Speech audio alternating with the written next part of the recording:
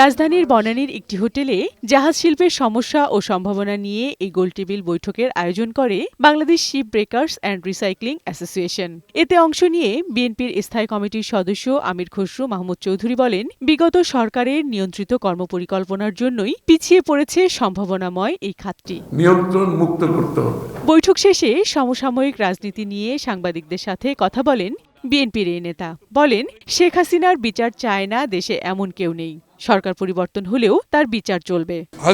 হাসিনার আওয়ামী লীগের যারা দুঃশাসন যত সবার বিচার হতে হবে, তাই না? হাসিনার তো বটেই।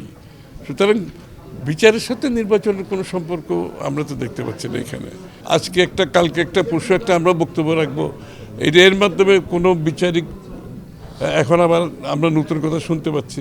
সুতরাং এগুলোর বলে তো নির্বাচন ব্যবস্থার গণতান্ত্রিক ব্যবস্থাকে পিছিয়ে নেওয়ার কোনো সুযোগ নাই। এদিকে জাতীয় প্রেস ক্লাবে নন এমপিও শিক্ষা প্রতিষ্ঠান ঐক্য পরিষদ আয়োজিত অবস্থান কর্মসূচিতে অংশ নেন বিএনপির সিনিয়র যুগ্ম মহাসচিব রুহুল কবির রিজভী। এ সময় তিনি বলেন, স্বৈরাচারের দোসরদের পাশে বসিয়ে জনগণের জন্য কল্যাণকর কিছু করতে পারবে না অন্তর্বর্তী সরকার। আমরা প্রধান উপদেষ্টাকে সম্মান করি, তিনিও দেশের একজন গুণী ব্যক্তি।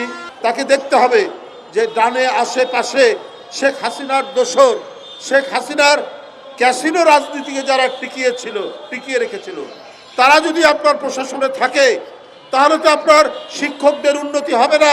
জনগণের সমর্থিত সরকার ছাড়া নিত্যপণ্য বা আইনশৃঙ্খলা পরিস্থিতি নিয়ন্ত্রণে আনা সম্ভব নয় বলেও জানান বিএনপি নেতারা। বিউটি সমাদ্দার, বৈশাখী সংবাদ, ঢাকা।